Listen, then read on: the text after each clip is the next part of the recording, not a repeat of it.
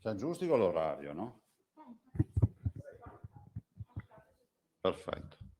Tanto grazie di essere qui anche oggi, numerosi. Poi si vede dai microfoni, quindi si capisce oltre che dai microfoni anche dalla vostra presenza. Ma insomma, grazie. Partirei subito col bollettino, poi alcune informazioni da parte mia, da parte dell'assessore, e poi si chiude. Tamponi molecolari 6.235.001. Tamponi rapidi 6.224.476.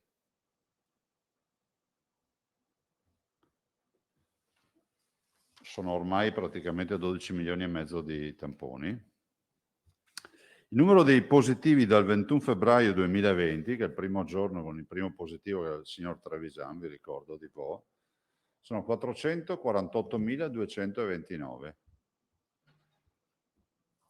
Questi non sono tutti positivi, sono quelli che noi abbiamo intercettato con i test. Positivi di oggi sono 12.664. Sono un po' calati rispetto ai 13.000 che avevamo.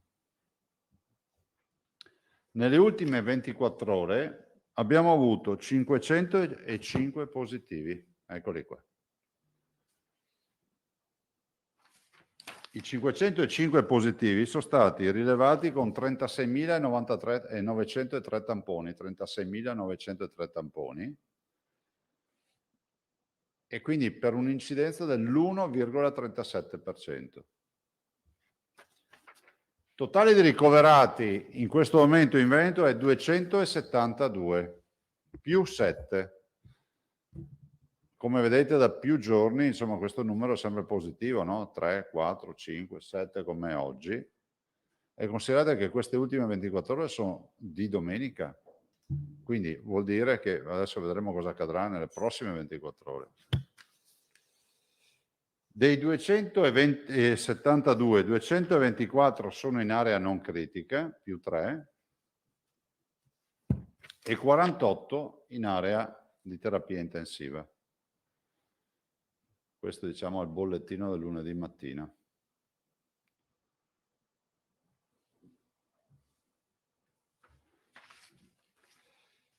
E i 48 di terapia intensiva si sommano ai 353 delle intensive non Covid, quindi considerate che siamo ormai praticamente a 401, se non ho fatto male il calcolo, 401 persone in terapia intensiva, che non sono poche, eh? In Veneto 401 è già un bel numero. Totale dei decessi 11.663, più 3. Totale dei dimessi a 401, se non ho fatto male il calcolo, 401 persone in terapia intensiva, che non sono poche, eh? In Veneto 401 è già un bel numero. Totale dei decessi 11.663, più 3. Totale dei dimessi 22.711. Riprendo questo concetto perché vedo che è un concetto che ancora non è passato a leggere i commenti e anche l'opera dei grandi diffusori sulle cure domiciliari. 22.711 curati in ospedale, 448.000 positivi. Cosa vuol dire? Che 448.000 meno 22.000 fa 426.000 più o meno, anzi 420, circa 425.000 curati a casa.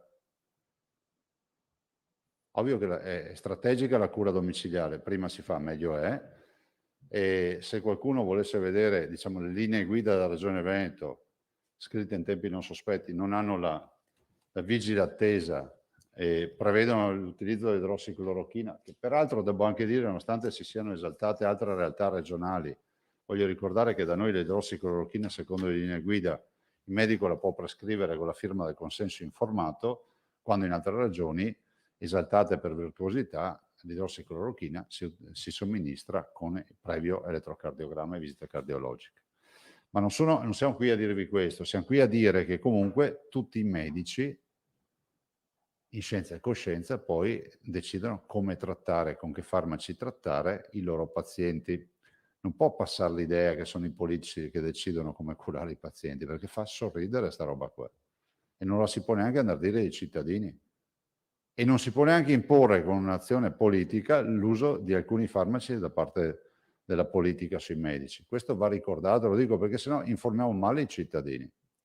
Quindi il medico, rispetto diciamo, al panel di farmaci autorizzati, può decidere come mixarli questi farmaci. C'è chi utilizza il cortisone appena cola il naso e c'è il primo sintomo, c'è chi dice io lo uso non prima di 4-5 giorni perché sennò mi dà l'immunodepressione, e c'è chi dice l'antibiotico lo do come copertura perché è fondamentale per l'eventuale creazione della polmonite, altri dicono ma è un virus per cui l'antibiotico non serve in quella fase. Guardate, i discorsi li abbiamo sentiti tutti, però da qui a trasformare questo come un'attività che è gestita dall'amministrazione, decisamente no. Soprattutto i cittadini, e c'è da dire che se hanno sintomi possono sollecitare il loro medico rispetto a una cura, diciamo, più veloce, diciamo più rapida, nelle prime giornate, se ritengono, si confronteranno col proprio medico.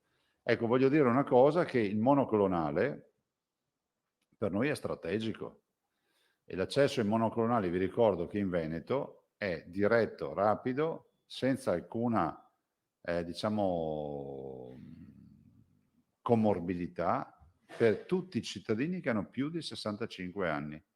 Cioè la norma dice che tutti i cittadini che hanno più di 65 anni possono essere sottoposti alla somministrazione di monoclonale. Per gli altri, in via generale, per l'altra fascia d'età, cioè gli under 65, solo in caso di alcuni fattori che sono il diabete, l'obesità o altri fattori. Però è pur vero che noi siamo in un contesto di studio randomizzato, per cui anche un cittadino sotto i 65 anni che non ha, diciamo, queste caratteristiche, so che è un obeso, che è un diabetico, lo si può trattare. Ovviamente anche qui capisco che il cittadino non può fare il medico di se stesso, però il confronto col proprio medico di base, perché ricordo che il monoclonale ha efficacia, fra l'altro direi al 100%, se il paziente viene trattato nelle prime ore, nei primi giorni. Cioè, se ci vai quando c'è già la bronchite non serve a nulla il monoclonale, perché non sono altro che anticorpi che noi iniettiamo. Detto questo, vi voglio dare un punto nave sull'infezione. Guardate, vi ho portato lunedì ci sarà la conferenza stampa, ci sarà il dottor Rosi, perché parleremo proprio di questo, ma vi do un anticipo. Alla vostra sinistra la curva parte, la curva rossa parte, ed è il picco del 1° giugno. Le terapie intensive il 1° giugno, poi vedete sono calate, le terapie intensive, la vedete qui, 1° giugno vanno giù e poi tornano su. Oggi qual è la notizia? Che siamo sopra il 1° giugno. Cioè vedete che questo andamento a V della curva, la vedete, no? Giù, su, ci dice che comunque l'infezione è in corso, ma ci dice anche un altro dato importante, che è quello di sapere che i parametri ad oggi del Veneto sono da zona bianca. Voi sapete che la classificazione nazionale ci dà 18 regioni a rischio basso, moderato, scusatemi, e 3 regioni, cioè Veneto, Lombardia e Lazio, a rischio moderato e basso, scusatemi. I nostri parametri esattamente sono questi. R con T 0,98. Incidenza, cioè numero di casi positivi a settimana su 100.000 abitanti, sono 80 casi su 100.000. Coefficiente di riempimento delle terapie intensive 4%. Area non critica, coefficiente di riempimento 3%. Ma allora cosa ne viene fuori? Ne viene fuori che noi questa infezione, che ha un andamento particolare, cioè abbiamo 5, 600, 700 positivi al giorno, non ospedalizza come dovrebbe o come ha ospedalizzato in passato. Se voi pensate che con 700 positivi al giorno in passato ospedalizzavamo molto di più e non avremmo avuto il 3% di tasso di occupazione nell'area non critica. Quindi è sicuramente un'ospedalizzazione bassa come previsto. Vi ricordate la battaglia che abbiamo fatto a giugno chiedendo di modificare i famosi parametri? Se noi oggi avessimo i parametri, diciamo quelli di giugno, noi sicuramente saremmo in zona gialla, sicuro, se non anche in arancione, magari un paio di settimane fa saremmo finiti anche nella zona arancione. Perché accade questo? Ma è semplice motivo. Perché lo vediamo da due dati. In terapia intensiva oggi in Veneto abbiamo l'80,6% di persone che non si sono vaccinate o che hanno avuto solo una dose. In particolare sull'80,6%, 80,6%, il 2% sono persone che hanno solo una dose. Quindi che noi, come accade nella letteratura scientifica internazionale, consideriamo ancora non vaccinati. Nell'area non critica, il 78,5% delle persone ricoverate non è vaccinata. In particolar modo, l'11% hanno una sola dose. No, io ho sommato 67,5 più 11, quindi sottraete, non è l'11 del 78, ma sottraete 11 dal 78. I nuovi casi nella settimana dal 12 al 18 di agosto sono stati 1068 nuovi casi. Il 26% sono vaccinati, quindi un quarto sono vaccinati, e il 74% sono non vaccinati. Quindi si capisce chiaramente che questa infezione ha questo andamento perché, come vedete, i presi in carico in ospedale vaccinati sono di gran lunga inferiori a quelli non vaccinati. Come dico sempre, se noi oggi prendessimo i 48, diciamo, ricoverati in terapia intensiva e sapendo che l'80% sono non vaccinati, 8, 16, 24, 32, 8 per 8, 64, sono praticamente 39 persone su 48 che potrebbero non essere dentro in terapia intensiva, se si fossero vaccinate. La vaccinazione in Veneto, oggi ci dà questi dati, ve li dico oggi che magari può essere interessante inizio settimana. Over 80-99% vaccinati, questo è un dato che ormai è confermato. 99%. Ovviamente, sì. Diciamo che sugli over 80 sono tutti con la seconda dose, ho visto i grafici stamattina, cioè penso che siano limitatissimi i casi dell'attesa. 70-79 anni, 92%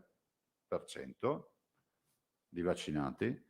I 60-69 anni, l'87%. Vi ricordo che qui all'inizio c'era qualcuno che aveva l'incertezza di dire ma non si vaccineranno perché erano partiti in piano. Oggi dei 60-69 anni, 87% si è vaccinato con 2 dosi o già una prima dose.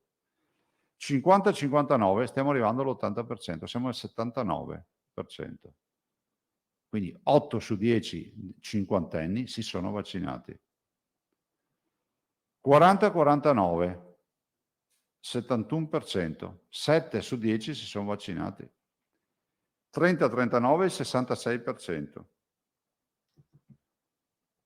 E poi c'è questo dato simpatico, i 20-29 superano i 40-49, 72%. Cioè i 20-29 anni sono quelli che hanno spinto di più, considerate che è da meno tempo che sono oggetto di vaccinazione.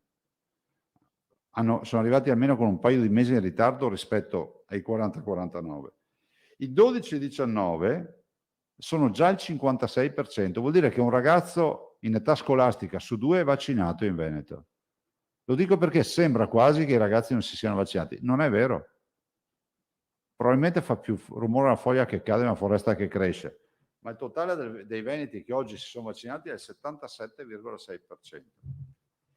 Insomma, vi ho riempito un po' di dati, ma per dare uno spaccato di una regione che ha scelto la vaccinazione, si vaccina. Noi non siamo chiamati a decidere che è bene vaccinarsi o è bene non vaccinarsi, siamo chiamati a dare un servizio ai veneti, poi ognuno decide di fare come vuole. Ovviamente qui c'è una tutela della propria salute, ce n'è una anche di difesa della comunità. Vi ricordo che a tutt'oggi i ragazzi dai 12 ai 25 anni e tutti i cittadini che hanno più di 60 anni, quindi i ragazzi dai 12 ai 25, abbiamo preso l'età scolastica prevedendo anche l'università, e tutti i cittadini con più di 60 anni possono accedere direttamente in qualsiasi centro vaccinale senza prenotazione. Vaccini ne abbiamo almeno 1 milione di dosi a disposizione. I vaccini sono Pfizer e Moderna, quelli che somministriamo. Per cui l'invito a chi avesse deciso di vaccinarsi di farlo tempestivamente, perché poi arriverà, come vi ho detto ancora settimane fa, arriveranno i mesi autunnali e poi ci sarà la corsa alla vaccinazione dell'ultimo minuto, perché poi arriva il freddo, no? Vi ricordo che per avere la copertura anticorpale, nel momento in cui oggi uno si facesse la prima dose, diciamo che verosimilmente se facesse un Pfizer che va a 21 giorni ci mette 1 mese e mezzo prima di essere coperto. Quindi non fate ragionamento, mi vaccino il 1° ottobre così il 2 ho gli anticorpi, no, perché chi si vaccina il 1° ottobre arriva a metà novembre. Abbiamo ravvicinato i richiami per Pfizer a 21 giorni in tutti i centri vaccinali e per Moderna a 28 giorni.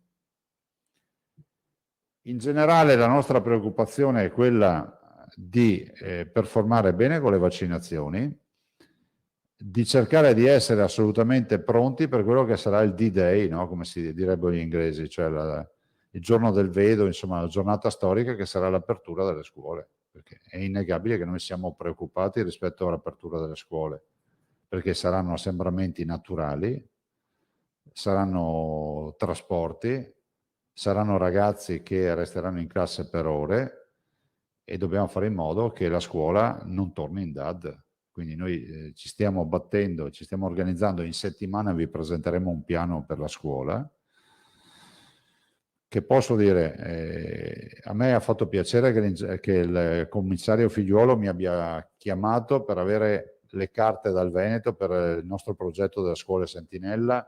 Abbiamo girato anche al commissario tutti i nostri dati degli studi fatti sui tamponi salivari. Il dottor Rassu, con tutte le microbiologie del Veneto, ha testato i salivari molecolari. Vi ricordo che i salivari molecolari, peraltro, nascono all'Università di Padova, il professor Plebani, che ne fece il primo studio e che ne ha fatto lo studio, insomma, l'ho sentito anche stamattina, ci siamo messaggiati. Quindi sono stati colti tutti questi aspetti. Noi vi informiamo già che abbiamo già avviato una gara a consumo. Cosa vuol dire? Vuol dire che se poi arrivano i tamponi a livello nazionale perché decidono di fare tutti quei tamponi salivari, diremo che il consumo per noi è zero, cioè nel senso che ce li facciamo regalare come li daranno tutti. Però in via prudenziale, come si fa sempre in Veneto, intanto abbiamo fatto bandire una gara da azienda zero, dicendo 1 milione di tamponi salivari ci servono, dopodiché se ne avrò effettivamente bisogno, a lotti te li chiederò, se no finisce lì. Abbiamo bloccato il prezzo e sapendo che ci sarà un magazzino eventualmente che ci fornirà. Sì. No, non so niente di queste robe qui. Cioè, no. Scuole. Prego? Ah no, no, l'ho detto, bloccato il prezzo perché è una gara, cioè non ho la più pallida idea, sinceramente. Scuole, ma anche ce lo chiedono giustamente il mondo della disabilità, dell'autismo, quindi anche brava. per tutto i CEOD, tutte quelle strutture comunque andremo a utilizzare questi perché sono meno invasivi. Ma sì, fra l'altro siamo nell'ambito dei molecolari, quindi vanno in laboratorio per l'analisi.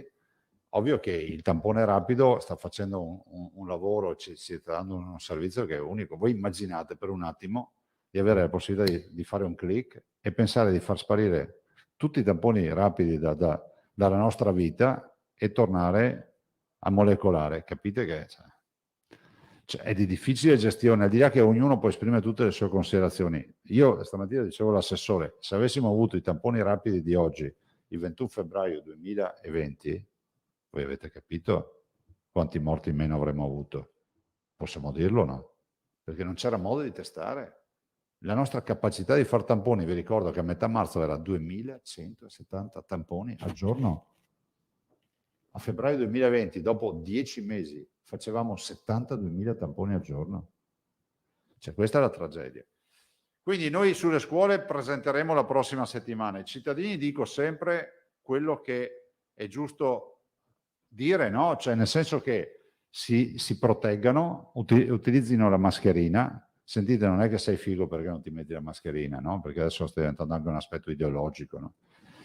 Si utilizzi la mascherina anche all'aria aperta quando c'è un assembramento. Cioè non è che uno è in assembramento tutto il giorno all'aria aperta, ma se ti capita di essere in mezzo a tanta gente, ti metti la mascherina.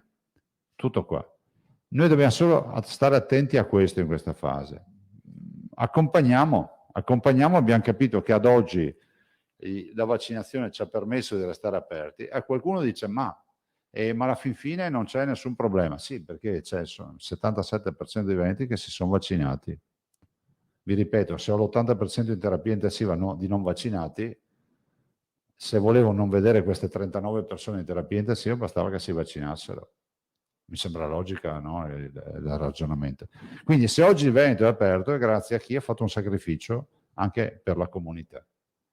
Questo lo possiamo dire, ma senza sfide, senza volontà di far casino. Penso che Vax e Novax sono tutti cittadini che hanno diritto di rispetto e abbiamo una sfida comune, quella di uscire da questo incubo. Vi lascio la parola per le domande, se avete domande. Poi parla l'assessore Lanzarin che vi parlerà dei pediatri di libera scelta, delle vaccinazioni e poi dei numeri dei medici che non si sono vaccinati, vi dà un aggiornamento. Ho visto una Zambon alzare il dito, ci sono altri colleghi per ora? C'è tutti, dice Salmaso. Buongiorno. Buongiorno. Rimanendo sul tema scuola, oggi dovrebbe essere la scadenza data dal governo per ricevere dalle regioni il numero dei docenti e del personale non docente delle scuole non vaccinato, però su questo è evidente, l'abbiamo già scritto tutti, che è difficile avere un dato preciso perché per una questione di privacy, una delibera del garante, non si potrebbero incrociare i dati del Ministero dell'Istruzione con i vostri delle vaccinazioni.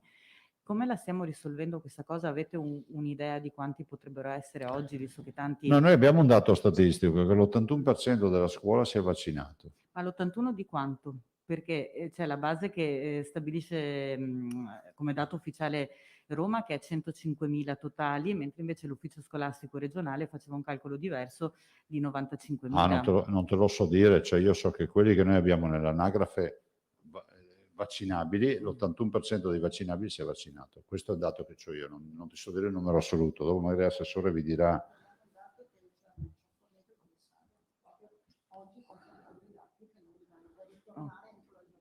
Ok, quindi a voi risulta... Dopo l'assessore vi dice. E l'altra cosa, il 1 milione di test salivari Sì. opzionati Sì.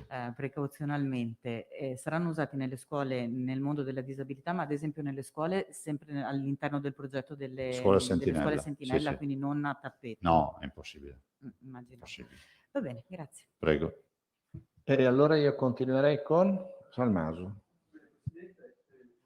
Buongiorno. Facendo un bilancio un po' più lungo, visto che lei fa sempre riferimento alla situazione di un anno fa, direi che appunto facendo il bilancio rispetto all'estate scorsa possiamo dire che un anno fa c'erano molto meno persone contagiate e anche ricoverati, se non ricordo male, mentre quest'anno i numeri dell'epidemia continuano a tenere molto alto questo trend sia dei ricoveri che appunto, però per fortuna i decessi sono finiti. Quindi la lezione che dobbiamo trarre qual è? Che il vaccino è stata l'unica arma utilizzata in maniera intelligente o sono cambiati anche i comportamenti di massa? Ma guardate, io ricordo un dato a memoria, spero di non sbagliarlo. 8 agosto, 7 persone in terapia intensiva, agosto 2020. Agosto 2021, lo vedete da solo, ne avevamo già 28-30 persone in terapia intensiva. Il vero tema è un altro. Il vero tema è rappresentato dal fatto che abbiamo messo in sicurezza la parte più debole della nostra società, che sono gli anziani. Vi ricordate le corse per riuscire a vaccinarli tutti? Cioè io me ricordo l'ansia di dire dobbiamo vaccinare solo gli anziani, nessuno si faccia vaccino se non è in quella categoria. E questo ci ha aiutato. Cioè, lo scenario di oggi, Albino, se non avessimo vaccinato gli anziani sarebbe apocalittico. Cioè, saremmo tornati indietro a quello che è accaduto a marzo 2020, aprile 2020. Questa è la verità. Il vaccino ha funzionato. Poi funzionerà all'infinito, non te lo so dire. L'OMS si è espressa sulla terza dose con perplessità. Io non sono un esperto, quindi li ascoltiamo. C'è anche un aspetto etico poi. è innegabile, cioè che nel mondo occidentale si fa la terza dose e i paesi in via di sviluppo, perché non si deve più dire terzo mondo, mi hanno detto, i paesi in via di sviluppo devono ancora vedere il vaccino con la prima siringa, anche questo è un tema etico. Io penso che dobbiamo fare in modo che chi vuole accedere alla vaccinazione lo possa fare agevolmente, che venga dall'Occidente opulento o che venga dall'ultimo paese africano, ma è giusto che garantire la vaccinazione a tutti. Appunto, e quindi lei, siccome mi pare ha sempre sostenuto la necessità di programmare la terza dose in tempi Sì, sì. rapidi rispetto alle ultime osservazioni dell'OMS, che invece mi pare stia sposando la tesi Guarda, dell'immunizzazione, dico, su scala planetaria, insomma, quindi... ma no, non fa una piega quello che dicono, però sai, loro sono l'OMS, io sono amministratore delegato del Veneto e difendo gli interessi dei veneti. A me inquieta pensare che ad ottobre o novembre non ci si accorga che la copertura anticorpale, che già può essere un po' esile, no? Leggera nell'ultra anziano, perché lo sappiamo, è scritto nel bugiardino, non serve fare uno studio, cioè la risposta dell'anziano, dell'ultra anziano al vaccino è inferiore come anticorpi a quella di un giovane. Quindi io continuo a dire che è fondamentale che si vada a verificare se le coperture ci sono, perché noi dobbiamo tenere sempre in sicurezza gli over 60, punto.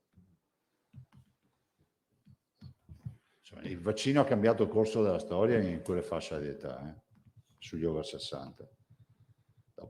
Condivido tutti i temi che pone l'OMS, però qua siamo in Veneto e in Veneto abbiamo necessità di fare in modo che non ne muoiano ancora. Ho capito bene. C'è l'unica fascia d'età un po' più renitente al vaccino, mi pare quella dei sessantenni, o sbaglio? Oh, i sessantenni, a dire la verità, fanno l'87%. Allora, sbaglio, qual è?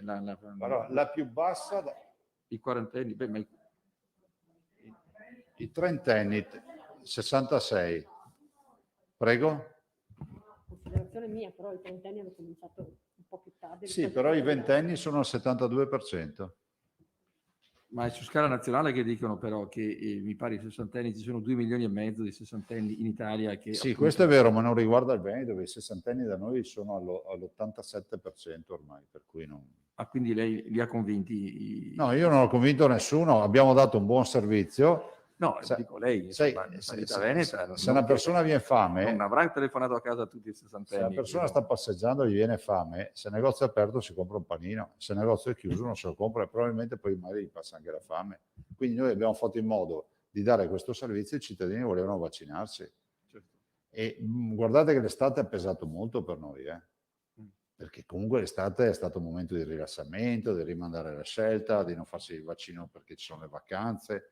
Adesso infatti, adesso noi siamo mediamente sulle 4.000 prenotazioni al giorno, se vi interessa il dato, mediamente. E un giorno verrà anche il ingegnere Fattori a darvi un aggiornamento totale. Però insomma si sta andando avanti, noi confermiamo che contiamo di arrivare almeno all'80% dei veneti per ottobre vaccinati.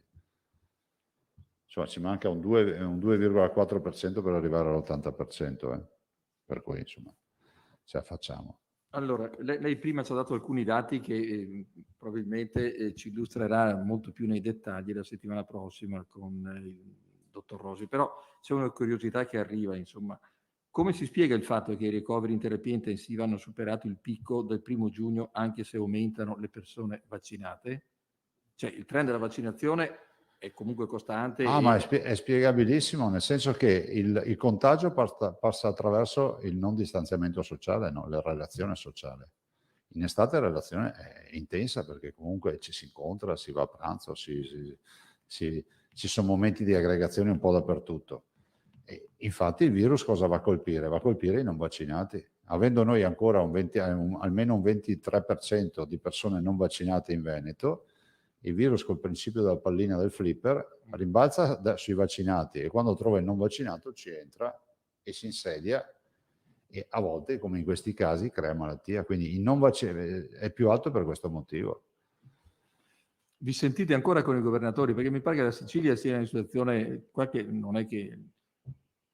Cosa ne pensa di quello che sta succedendo? Allora, noi di recente non abbiamo fatto riunioni le conferenze, perché non sono tutti operativi come noi. Però guardate, il virus ci ha insegnato una cosa che ci impone prudenza nelle dichiarazioni. Oggi a me, domani a te, e viceversa. Cioè, se guardate la storia del Veneto, ha avuto 3 ondate, 3 storie diverse. E i nostri dirimpettai, vicini di casa, nelle 3 ondate hanno avuto 3 storie diverse. Quando da noi andava bene, gli altri erano in sofferenza, portavano via le bare con i camion dell'esercito. Quando loro andavano bene, noi eravamo in sofferenza. Quando andavamo bene noi, l'Emilia Romagna chiedeva invece aiuto per le terapie intensive. Cioè, vallo a spiegare perché accadono queste cose. Quindi quello che sta accadendo in Sicilia in questo momento non lo so dire. Certo è che la prevenzione fondamentale è quella dell'uso della mascherina e di evitare gli assembramenti. Questo è fondamentale. Cioè, vi ricordo sempre che i nostri medici in ospedale che lavorano con i pazienti positivi si infettano di meno dei cittadini. Quindi un motivo ci sarà. Qual è l'unica differenza? Che si proteggono. Albino, a posto? Sì. Ok, Giacomuzzo Avanzano. Allora, Presidente, 2 precisazioni e una domanda. Prima precisazione, quando parlava del molecolare salivare, Sì. allora i tempi quali sono? Ovviamente non è rapido. No, alle 24 ore. 24 ore. In condizioni di normalità in 24 ore si dà l'esito. Ovvio che assieme ai salivari molecolari non verranno abbandonati i tamponi di screening, quelli rapidi, ovvio. Questo, però, insomma, si cercherà di fare un mix. Ma, insomma, la grande novità sono i salivari. Grazie. Poi 4.000 prenotazioni al giorno di media Sì. e gli accessi liberi a un dato? Oggi no, ma ve lo portiamo lunedì. Grazie. Dovete scusarmi, ma non ho ve lo portiamo lunedì il dato. Sì, ma non c'è problema. Facciamo lunedì così vediamo un po' di storico anche, dal 13 di agosto. Poi insisto sempre sul modello. La curva, lei diceva, da giugno è calata e poi ad agosto di nuovo è risalita. Terapie Siamo a intensive. livelli di terapia intensiva. Prospettive, cosa dice il modello? Ad oggi non dice niente, dobbiamo fare un incontro in settimana per vedere di capire se è stato calibrato bene. Considerate che quello dell'Istituto Superiore di Sanità per noi non funziona. Se l'avessimo seguito avremmo rischiato di spendere una montagna di soldi per cose che non sono mai accadute. Nel senso che se tu hai una previsione di avere un sacco di infettati, magari programmi i magazzini per i dispositivi, i test, eccetera. Insomma, prevedeva, adesso non mi ricordo i numeri, ma prevedeva sicuramente un'infezione molto più importante anche dal punto di vista ospedaliero, cosa che non è accaduta. E prevedeva anche un numero di contagiati più alto. Beh, sentite, ve le ricordate tutte le dichiarazioni di centinaia di morti al giorno con queste aperture, però non ci sono stati morti. Cioè, inizia a giugno, vi ricordate che c'erano molti che dicevano avremo centinaia di morti al giorno. Non è accaduto. Cioè, non è facile. Banza. Buongiorno Presidente. Buongiorno. Ritorno su questo tema del picco, però tempo fa aveva detto per metà agosto, Sì, fine confermo. agosto dovremmo superare, essere al giro di boa. Restiamo fiduciosi, Alda. Restiamo fiduciosi perché comunque abbiamo già alle spalle 2 mesi di variante Delta. Abbiamo avuto un buon contenimento. Ovvio che adesso la partita, soprattutto nell'area critica, la stiamo gestendo con i non vaccinati. Il dato, come si dice in Veneto, strucca, arriviamo al coso. L'area non critica, sì, sono 240 ospedalizzati, ma insomma, su 11.000 posti letto non è che ci stravolge la vita. Abbiamo le terapie delle malattie infettive un po' sotto pressione, però insomma la gestiamo. Ovvio che le terapie intensive ci preoccupano perché? Non perché siano tanti 48, per carità, noi ne vorremmo 0, non perché siano un numero, ma perché sommate a 353 non Covid comincia a diventare pesante la storia delle terapie intensive. Vi ricordo che siamo a 401, se non ho fatto male il conto. Noi consideravamo già una roba da collasso 500, ve la ricordate? A dicembre 500 Covid, ma avevamo tirato il freno a mano da paura sugli altri perché eravamo arrivati a 200. Sì, anche siamo andati a 180. Quindi terapie intensive vanno monitorate con attenzione. Dopo è vero, per questo abbiamo voluto portare il dottor Rosi lunedì, perché vi dirà anche qual è la presa in carico nelle terapie intensive, cioè che paziente entra in terapia intensiva. E allora ve lo viene a dire il dottor Rosi, che ha le schede per ogni paziente, vi hanno spaccato anche insomma, delle patologie e del quadro clinico di ogni paziente. Sì, comunque sono aumentati i dati, perché voglio dire, terapia intensiva al 4% e area medica 3, eravamo al 2 ed Sì, eravamo... sì, sono raddoppiati in una settimana.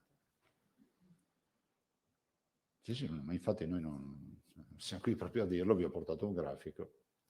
Io spero che sia Sì, dopo glielo mandiamo, Presidente. chiaro. Lo rifaccio vedere anche per i cittadini che lo guardano da casa. Insomma, estrema sinistra c'è il grafico che parte dal 1° giugno, all'estrema destra è il grafico che arriva sopra il livello del 1° giugno ad oggi. Questo è aggiornato proprio stamattina. Penso che non abbia bisogno di commenti, no? Lo dico quelli che negano anche l'evidenza. Invece per quanto riguarda gli anziani, è confermato che voi farete comunque lo studio sulla risposta antiportale?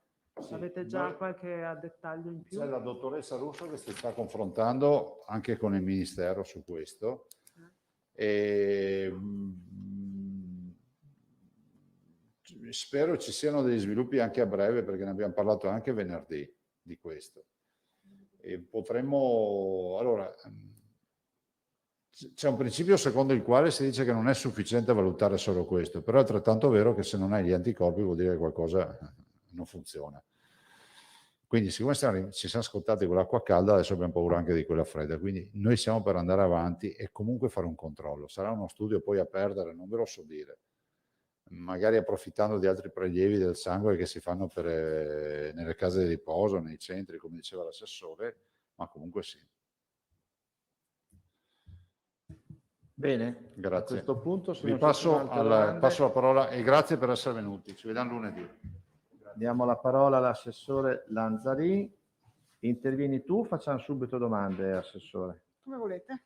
Come volete, ragazzi. Allora, prima diamo la parola. Allora, facciamo così, faccio io due considerazioni, do due dati e poi eventualmente mi fate domande. Allora, martedì ho incontrato i pediatri di libera scelta, quindi abbiamo fatto un incontro con i pediatri di libera scelta, martedì dopo giunta, per un po' insomma riattivare i percorsi che erano già iniziati. Voi sapete che c'è un accordo a monte insomma di un po' di mesi fa, che era quello insomma poi approvato a livello nazionale e declinato a livello regionale, come quello per i medici in medicina generale, per l'effettuazione della vaccinazione o all'interno dei propri ambulatori oppure nei nostri centri vaccinali.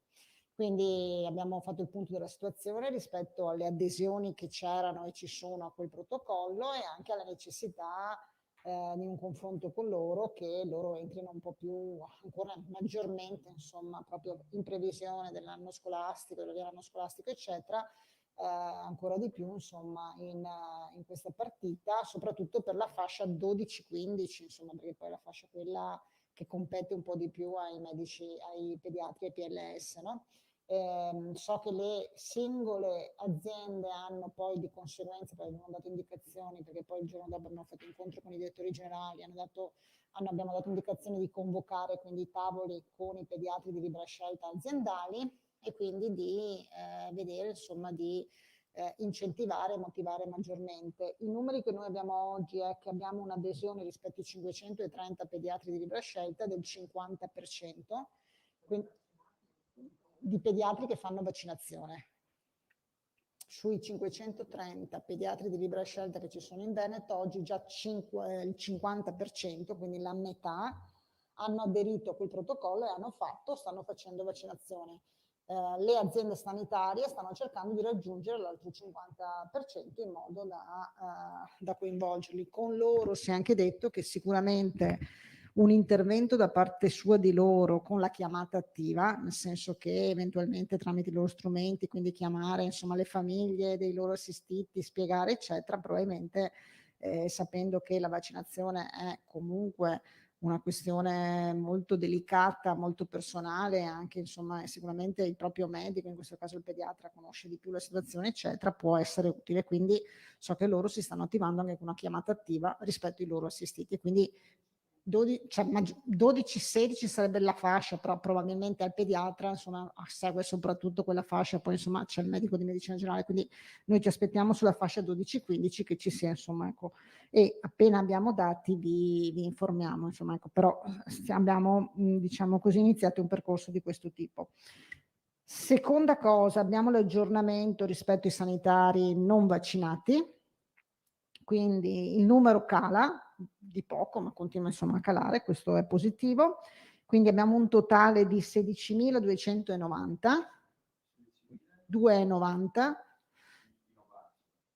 più che personale sanitario di tutta la specie, quindi sanitario regionale, della sanità privata, delle case di riposo. Sapete che qui dentro ci sono anche i farmacisti, tutto complessivo, cioè quelli che in base al famoso articolo 44 hanno l'obbligo vaccinale.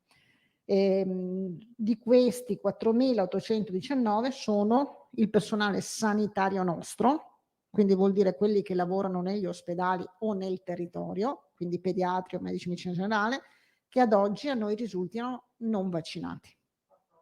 4.819. Il dato sulle sospensioni che sono state effettuate da inizio ad oggi in tutte le aziende sanitarie complessivo è di 207 sospensioni. E io vi dico solo le sospensioni dei nostri, quindi dei quei 4, 8 e 19 che oggi non sono vaccinati, che sono quelli che rimangono che non hanno quindi avuto la vaccinazione, ne sono già stati sospesi 207 e sono tra OS, infermieri, medici, possono essere i medici che lavorano in ospedale come il medico di famiglia, come è successo a Padova, piuttosto che, e sono questi sono i dati insomma aggiornati. Ultima cosa che vi dico e poi se ci sono domande rispondo è rispetto alle scuole e quindi alla richiesta che abbiamo ricevuto ieri sera e che dobbiamo rispondere entro oggi da parte del commissario Figliuolo rispetto ai numeri, quindi la certificazione dei numeri del personale sanitario, del personale scolastico non vaccinato. Io vi do i numeri che ci sono stati forniti e quindi insomma poi noi stiamo facendo i controlli per capire bene, però insomma vi do questi numeri che ci dicono che su 107.469 personale scolastico tutto, che vuol dire 469, che vuol dire tutto, quindi vuol dire sia gli insegnanti ma anche il personale ATA, comunque il personale insomma di supporto. Oggi risultano vaccinati 92.380, pari all'85,96%,